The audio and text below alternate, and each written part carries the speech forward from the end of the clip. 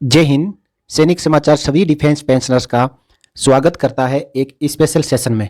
साथियों, जैसे जैसे इस वर्ष में डिफेंस पेंशनर्स का माइग्रेशन हो रहा है, वैसे वैसे इस वर्ष से रिलेटेड क्वारीज व प्रॉब्लम बढ़ती जा रही है।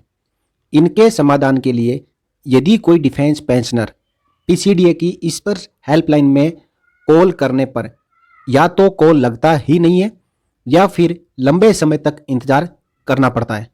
साथियों, जो लास्ट टाइम लाइव डिस्कशन हुआ था पीसीडीए के साथ में, तब से लेके अभी तक कई जो कमेंट कॉमन है सभी डिफेंस पेंशनर से रिलेटेड है, वो मेरे पास कमेंट सेक्शन में आए हैं।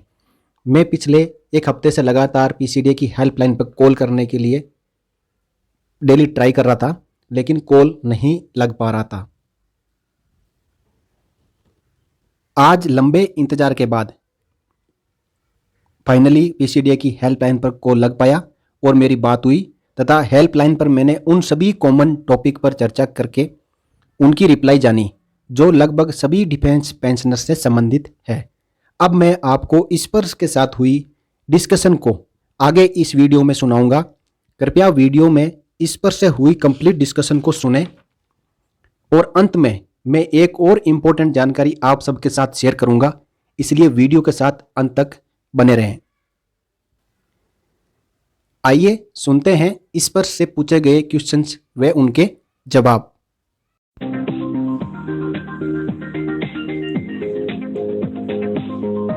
वेलकम इन पीसीडीए पेंशन लाभार्थ, हाउ मे हेल्प यू?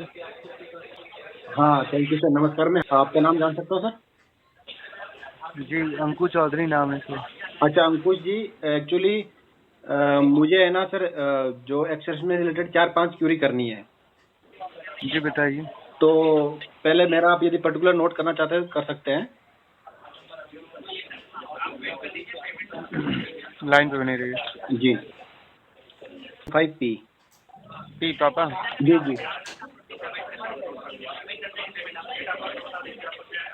क्या जानना चाहते हैं?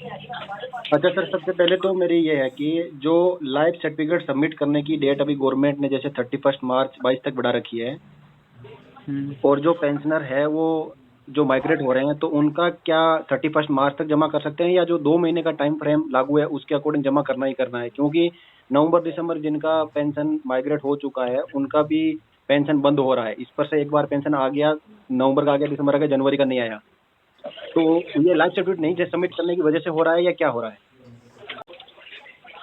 क्योंकि सर कोई देखिए, लगता नहीं है। सर्कुलर एक आया हुआ है 225। जी उसके मुताबिक मार्च तक जो है पेंशन रोकी नहीं जाएगी। पर ओके। उस बीच में क्या है कि ये सब प्रॉब्लम हो जाती है कभी कभी कि जी ट्रांजैक्शन में जो है सॉफ्टवेयर द्वारा पैसा भेजा जा रहा है। जी। ठीक है, तो इसमें थोड़ी सी प्रॉब्लम हो सकती है कि कभी कभी पेंशन रुक जा रही है। ओके, मतलब वो एक्चुअली जो ट्रांसफर हो रहा है पैसा, वो उनके खाते में पैसा ट्रांसफर हुआ नहीं, फेल हो रहा है, इसकी वजह से आ रही है। हाँ, तो इसके लिए जो है उनको पीसीडीए पेंशन इलाहाबाद की वेबसाइट में कंप्लेन दर्ज करेंगे, जी तो वहाँ पर इनको लिखित में जवाब दिया जाएगा। ओके, जो मेन है कि मेन पीसीडी की वेबसाइट पे जाके वहाँ ग्रीवेंस दर्ज करनी है कि मेरी पेंशन नहीं आई है। जी ओके, दूसरा सर, क्या उधर हम पेंशन में ये भी ग्रीवेंस दर्ज कर सकते हैं जैसे किसी का इनवैलिड यूजर नेम और पासवर्ड आ रहा है और किसी का यूजर नेम और पासवर्ड इस पर का आया ही नहीं है लेकिन माइग्रेशन हो चुका है और पेंशन भी स्टार्ट हो गई है, वो भी जाके वहाँ कंप्लेंट कर सकता है? हाँ, उस वेबसाइट के अंदर कोई भी कंप्लेन कर सकते हैं। ओके सर, जो तीसरी चीज मैं पूछना चाहता हूँ वो बताइए कि अभी एक नया मैसेज आ रहा है उसमें कि जैसे ही हम पीडीवी के लिए जाते हैं, जो माइग्रेटेड पेंशन अपना डाटा वेरिफिकेशन लिए जाता है, तो वहाँ मैसेज आ रहा है कि migrate data is for read only, वो एक मैसेज डिस्प्ले होता है। तो ये मैसेज क्या है कि उन्हें उसने अपना वेरिफिकेशन कर देना, चाहे गलत डिटेल भी उसके अंदर है, लेकिन अपना डिक्लेरेशन और एक्नॉलेजमेंट सबमिट कर देना एक बार, है ना, उसके बाद मैनेज प्रोफाइल में जाके वो अपना अपडेट कर पाएंगे। जी अच्छा सर, एक और ये क्योरी सबकी आ रही है इनकी कि नवंबर की पेंशन तो इस पर से आई, दिसंबर और जनवरी की नहीं आई और प्रोफाइल में कोई डाटा भी शो नहीं कर रहा है, तो क्या करें?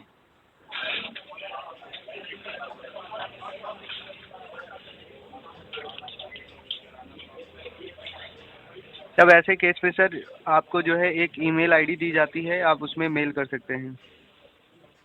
मेल का तो जवाब रिप्लाई आता नहीं सर, ना इसके ऊपर कुछ एक्शन होता है, दूसरा कोई तरीका बताइए। बस यही एक तरीका है, नहीं तो उसी वेबसाइट के अंदर आप कोई भी प्रॉब्लम है वहीं पर ही आप अपनी कंप्लेंट कर सकते हैं ओके, सर। वही अगेन ग्रीवेंस में जाना है, वहाँ पे दर्ज करना है, यही है ना सर? जी जी। ओके, नेक्स्ट बताइए सर कि माइग्रेशन, जिस महीने में माइग्रेशन हुआ है एक्स सर्विसमैन का, उस महीने में उनको पेंशन ना तो स्पर्श ने दी है और ना ही बैंक ने दी है, वो भी वहीं जाके कंप्लेंट करें? जी ठीक है सर।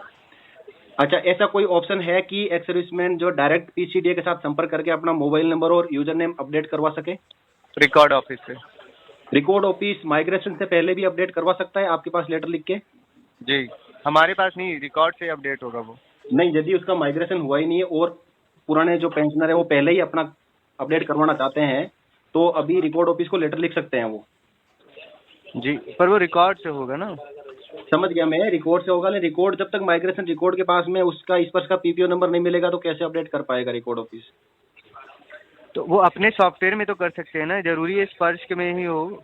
स्पर्श में तो जब उनका रजिस्टर्ड, देखिए स्पर्श में जब आएगा तो एक बार रिकॉर्ड अपने सारे डॉक्यूमेंट्स आप हमारे ऑफिस में भेजेंगे ना, ओके तो उसी में वो लोग नंबर लिख कर भेजते हैं। सर, मेरी बात जो पूछने का ये पूछना है कि जो माइग्रेशन जिनका हो चुका है वो भी एप्लीकेशन रिकॉर्ड में भेज रहे हैं, तो वो बोल रहे हैं कि पीसीडी अपडेट करेगा, और पीसीडीए जैसे कि आप बता रहे हो कि रिकॉर्ड अपडेट करेगा, तो जो पेंशनर अब कहाँ जाए? पेंशनर सर बताया तो, आप ईमेल आईडी में मेल कर सकते हैं सर, जो हमारे पास नॉलेज आई है। ओके, ईमेल आईडी के ऊपर मेल करेंगे तो यूजर नेम अपना जो है उसका मोबाइल नंबर और ईमेल आईडी अपडेट करते हैं, पीसीडीए करता है। जी जी सर। आप कंफर्म करके बता दीजिए, क्योंकि फिर सभी मेल करेंगे, जो ये जो मैं बता रहा हूँ कि हम जब सर डिस्क्लोज मैं करेंगे, कंफर्म करके बता रहा हूँ आपको, कोई भी चीज़ गलत नहीं बता रहा हूँ। क्योंकि मेल जो करेंगे पीसीडीए को कि ये मेरा मोबाइल नंबर है और ये ईमेल आईडी है, प्लीज आप अपडेट करिए, मतलब अपडेट हो जाएगा। जी ओके, एक चीज और बताइए सर, आर्मी के जितने भी ग्रुप है एक्स वाई और जेड है, और जो स्पर्श के अंदर जो फीड किए जा रहे हैं पीसीडीए द्वारा, वो किए जा रहे हैं ए बी सी, ये कैसे पॉसिबल होगा और कैसे चेंज करवाएं इसको? एबीसी मतलब? जो पुराना सिक्स पे कमीशन से पहले होते थे ना सर, जो एक्स वाई और जेड तीन ग्रुप होते हैं, ए क्लास का एक ग्रुप होता है, और जो सेकंड ग्रेड का बी ग्रुप होता है, और जो सी ग्रेड कर्मचारी होते हैं उनका सेना में जेड ग्रुप होता है। उनकी जगह स्पर्श के अंदर ए बी और सी किया जा रहा है, जबकि सेना में तीनों आर्मड फोर्सेज में एक्स वाई जेड लागू है। तो वो अपना खुद तो चेंज करने का ऑप्शन ना तो उसके पास में दिखाई देता, ना एडिट ना अपडेट कर सकता, स्टेट थ्रू रिक्वेस्ट में भी नहीं आता है, और रिकॉर्ड अथोराइजेशन जो रिकॉर्ड ऑफिस करता है उसमें भी नहीं आता है, मतलब उसको एडिट का ऑप्शन नहीं है उसके अंदर, तो वो कैसे चेंज करवाए? सॉरी सर, इसकी तो जानकारी नहीं है, ये रिकॉर्ड के थ्रू ही होगा अगर जो भी होगा। नहीं सर, डाटा तो फीड पीसीडीए कर रहा है ना सर, रिकॉर्ड के थ्रू होगा। आप कंफर्म बताइए कि क्या करना है, उसका स्टेप बताइए। जानकारी तो आप ही दे पाएंगे, पीसीडीए की जानकारी पीसीडीए ही देख पाएगा, दूसरा कोई नहीं दे तो पाएगा। मैं जानकारी ही दे रहा हूँ आपको, मैं कह तो रहा हूँ, देखिए अगर कोई भी, अगर डॉक्यूमेंटेशन से कोई भी प्रॉब्लम होती है, जी, ठीक, तो डॉक्यूमेंटेशन के लिए पहले आपको रिकॉर्ड में ही जाना पड़ेगा। तो इसके लिए भी रिकॉर्ड में ही लिखना है कि ये जो मेरा गलत है इसको सही कर दीजिए। जी ओके, जो क्रोम में है कोई भी इसमें डाटा है जो अपना डाउनलोड नहीं हो पाता है, पीपीओ, पेंशन स्लिप या दूसरे रिलेटेड कुछ भी पीडीएफ डिक्लेरेशन या आगे फॉर्म 16 आएगा, तो क्रोम जो वेब ब्राउजर है उसमें डाउनलोड नहीं हो पाता, उसके लिए फायरफॉक्स में जाना पड़ता है। तो ऐसी कोई टेक्निकल रिक्वायरमेंट है, क्योंकि जो पीसीडीए बोलते हैं कि क्रोम में ही आप लॉगिन करिए, जी, क्रोम में ही लॉगिन करना है आप लोगों को। लेकिन उसमें डाउनलोड नहीं हो पाते डॉक्यूमेंट, और फायरफॉक्स में हो जाते हैं। फायरफॉक्स में तो डाउनलोड नहीं होगा सर, सिर्फ गूगल क्रोम में ही होगा तो। नहीं, आपको प्रैक्टिकली करके बता रहे हैं कि गूगल क्रोम में नहीं हो रहा है, फायरफॉक्स में हो रहा है, ये बता रहा हूँ। तो उसका यही है सॉल्यूशन कि फायरफॉक्स में लॉगिन करें और डाउनलोड करते रहे, है ना? फायरफॉक्स से तो होगा ही नहीं सर, हम लोग को तो फायरफॉक्स का कोई भी इंटीमेशन नहीं दिया गया है। ओके, चलो ठीक है। नेक्स्ट आप बात बताइए सर, फैमिली पेंशन का कोई भी न्यू क्लेम करना है तो वो भी स्पर्श के थ्रू ही करना है, डायरेक्ट कोई न्यू क्लेम होगा तो? जी ठीक है सर।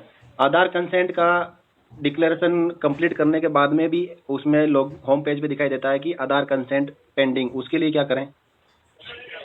उसमें यस और नो का ऑप्शन आता है ना, जी, तो उसमें यस नो करना है। Okay okay. और जो यूजर नेम और पासवर्ड यदि किसी के पास नहीं भी आया है तो अपना डिजिटल लाइफ सर्टिफिकेट स्पर्श का पीपीओ नंबर मिल गया है तो जमा कर सकते हैं। क्या कह रहे हैं? यूजर नेम और पासवर्ड नहीं मिला है स्पर्श का और माइग्रेशन के दौरान उसको स्पर्श का पीपीओ नंबर पता चल गया तो डिजिटल लाइफ सर्टिफिकेट जमा कर सकते हैं। हाँ, कर सकते हैं। चलो पर ठीक। हाँ वो जी। माइग्रेशन का अगर उनको पीपीओ नहीं मिला है तो ये बताइए, वो पीपीओ नंबर तो पुराना ही डालेंगे ना? नहीं सर, जब माइग्रेशन का स्टेटस चेक करते हैं पीसीडीए की वेबसाइट के ऊपर तो पुराना पीपीओ नंबर डालते हैं तो वहाँ पे स्पर्श का पीपीओ नंबर जो जनरेट हो चुका है, जब अकाउंट क्रिएट हो जाता है तो वहाँ पर स्पर्श का पीपीओ नंबर दिखाई देता है कि आपका स्पर्श का पीपीओ नंबर ये है। लेकिन 2-3 महीने हो गए, जब यूजर नेम और पासवर्ड, मोबाइल नंबर और ईमेल आईडी रजिस्टर ना होने की वजह से नहीं मिल पा रहे हैं, तो जब मार्च खत्म हो जाएगा तो उनका ऑटोमेटिकली पेंशन तो बंद होना ही है, क्योंकि एक्सटेंड होगा लाइफ सर्टिफिकेट सबमिट करने की डेट तो ठीक है, नहीं तो उनका पेंशन बंद हो जाएगा। तो क्या स्पर्श का पीपीओ नंबर उनको मिल चुका है तो उसके साथ में अपना डिजिटल लाइफ सर्टिफिकेट जमा कर सकते हैं। सर, अगर उनको पीपीओ मिल गया है स्पर्श का जो कि 2 से स्टार्ट होता है, जी ठीक, तब तो वो अपना कर सकते हैं। पीपीओ की मतलब सॉफ्ट कॉपी नहीं मिलेगी, पीपीओ का नंबर मिल चुका होता है। हाँ, तो पीपीओ के आखिरी में जब 01 जोड़ देंगे तो वो इनका यूजर नेम हो जाएगा। हाँ वो हो जाता है, लेकिन मोबाइल नंबर और ईमेल आईडी रजिस्टर नहीं होता है तो फिर वो अपना रिट्रीट नहीं कर पाता, अपना पासवर्ड नहीं मंगवा पाता वो। जी। तो सर ऐसा कोई एक ऑप्शन करवाइए जो स्पर्श की वेबसाइट के ऊपर ही कि एक इंडिविजुअल अपना सर्विस पर्टिकुलर डाल के और मोबाइल नंबर और ईमेल आईडी रजिस्टर कर सकें। सबसे बड़ी परेशानी जो है ना प्रेजेंट टाइम में यही चल रही है। तो उसका एक ईमेल आईडी मैं आपको दे रहा हूँ ना, आप उस ईमेल आईडी को यूज़ कर सकते हैं। ये हमारे ऑफिस की ईमेल आईडी है। जय बताइए प्लीज। वही मैं इतनी देर से आपको बता रहा था, हेल्प डेस्क माइनस स्पर्श स्पर्श @ डिफेंस पेंशन .gov.in। सर एक बार रिपीट करता हूँ मैं, हेल्प डेस्क डैश या माइनस है ना? हेल्प डेस्क है, फिर माइनस का साइन है जी, फिर है स्पर्श @defensepension.gov.in। जी। ओके, ये फैसिलिटी अभी नहीं स्टार्ट हुई है, ये कहीं पे मेल आईडी मिला नहीं, तो इस पे नहीं तो कर देते। जी सर, ये अभी स्टार्ट हुआ है, नहीं ये जब से लागू है तभी से है सर। आपको पता नहीं होगा वो अलग बात है। हाँ पता भी नहीं था, कहीं वेबसाइट के ऊपर भी डिस्प्ले नहीं है सर। चलिए ठीक है सर, ये आपसे जानकारी लेनी थी। तो इसके ऊपर जो भी यूजर नेम जिसका पासवर्ड नहीं आया है वो अपना एप्लीकेशन डाल के मेल कर सकता है ना सर? जी सर। और कोई डॉक्यूमेंट साथ में लगाने की आवश्यकता है सर इसके एप्लीकेशन साथ में? जी, जो यूजर नेम और पासवर्ड के लिए एप्लीकेशन मेल करेंगे उसके साथ में कोई डॉक्यूमेंट लगाने की आवश्यकता है ताकि उसका पेंशनर्स का जेन्युइन चेक किया जा सके? जेन्युइन भाई अपना नाम और पीपीओ नंबर तो लिखेंगे ही वो। ओल्ड पीपीओ नंबर जो ईपीपीओ नंबर है। जी। चलिए ठीक है, धन्यवाद सर। ओके सर, और कुछ जानना चाहते हैं पूछ लीजिए। बस सर आपने काफ़ी जानकारी दे दी है, काफ़ी मदद मिल जाएगी अब पूर्व सैनिकों को, क्योंकि बहुत डाउट चल रहा है। और प्री 2016 का कुछ चल रहा है सर अभी, फरवरी के बाद स्टार्ट होगा?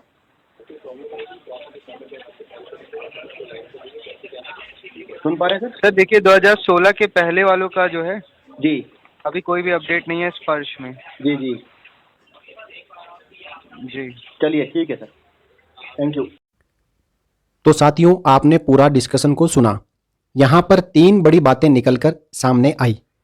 पहली तो ये कि जिस किसके पास यूजर नेम व पासवर्ड नहीं आया है वह पेंशनर भी पीसीडीए की वेबसाइट पर जाकर ऑनलाइन ग्रीवेंस या कंप्लेंट डाल सकते हैं।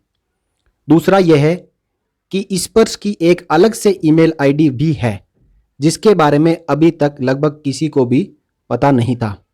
यह मेल आईडी आप अपनी स्क्रीन पर देख पा रहे हैं। इसे अभी नोट कर लें। स्पर्श से संबंधित जैसे कि इनवैलिड यूजर नेम व पासवर्ड, यूजर नेम व पासवर्ड का प्राप्त ना होना, किसी भी मंथ का पेंशन का आपके खाते में क्रेडिट ना होना, या नवंबर में माइग्रेशन हो गया है लेकिन पेंशन अभी तक नहीं आई है, ऐसी किसी भी प्रकार की प्रॉब्लम हो तो आपको स्क्रीन पर दिए गए मेल पर ईमेल या एप्लीकेशन सेंड करना है।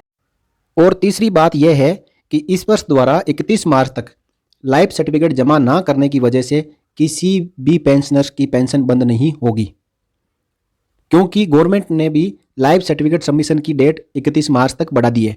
इसलिए जिन किसी भी डिफेंस पेंशनर्स की पेंशन नहीं आई है वे ये ना समझे कि मैंने लाइफ सर्टिफिकेट सबमिट नहीं किया है इसलिए पेंशन नहीं आई है।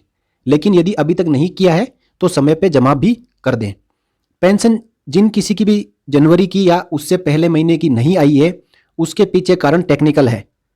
स्पर्श के सॉफ्टवेयर में प्रॉब्लम की वजह से पेंशन ट्रांसफर फेल हुआ है। पेंशन आपकी ट्रांसफर तो हुई है स्पर्श से, लेकिन जो भी एनईएफटी या आरटीजीएस या ऑटोमेटिक ट्रांसफर था वो फेल हुआ है। इसलिए पीसीडीए के स्पर्श की हेल्पलाइन ने भी सजेस्ट किया है कि जिन जिन की पेंशन नहीं आई है वो पीसीडीए की वेबसाइट पर ऑनलाइन ग्रीवेंस दर्ज करें, ताकि आपने जो ऑनलाइन ग्रीवेंस दर्ज की है उसको वो अपने ऑफिशियल रिकॉर्ड के साथ मैच कर सके। क्योंकि जिन किसी का पेमेंट या पेंशन ट्रांसफर फेल हुआ है उनकी लिस्ट भी पीसीडीए को पता है कि किन किन की पेंशनर की जो है पेंशन ट्रांसफर नहीं हो पाई सक्सेसफुली। तो उनकी ट्रांसफर को नेक्स्ट जो जनवरी महीने की जो पेंशन है उसको प्लस फरवरी को एक साथ ट्रांसफर करने के लिए पीसीडीए प्लान कर चुका है। इसलिए आप सभी जिन जिन की पेंशन नहीं आई है तो उनको मैं अगेन रिपीट करता हूं कि वो स्पर्श की और पीसीडीए की दोनों वेबसाइट के थ्रू अपनी ग्रीवेंस और कंप्लेंट दर्ज कराएं। और इसके साथ साथ आप स्पर्श की इस मेल आईडी पर मेल भी कर सकते हो। साथियों, लास्ट में मैं अब आप सबके लिए 2 वीडियोस बनाऊंगा। पहला तो ये कि पीसीडीए की वेबसाइट से ऑनलाइन कंप्लेंट कैसे करनी है, और दूसरा वीडियो जिसके साथ आपको एक एप्लीकेशन का फॉर्मेट भी मिलेगा जिसका लिंक मैं उस वीडियो के डिस्क्रिप्शन में डाल दूंगा ताकि हर कोई उसको डाउनलोड कर पाए, जिसमें सभी प्रकार की कंसोलिडेटेड प्रॉब्लम्स यानी जिस जिस प्रकार की प्रॉब्लम डिफेंस पेंशनर्स को आ रही है उनकी लिस्ट कंप्लीटली मैं उस एप्लीकेशन के अंदर मेंशन कर दूंगा, जो एक कॉमन एप्लीकेशन होगी जो हर प्रकार की प्रॉब्लम के लिए आपको काम आएगी। यानी आपको जिस प्रकार की समस्या है आप उस लिस्ट में से देखें और टिक कर दें, वो आपकी समस्या जो है एप्लीकेबल हो जाएगी और उस एप्लीकेशन को स्कैन करके आपकी स्क्रीन पर दिख रहे स्पर्श के मेल आईडी पे सेंड कर दें।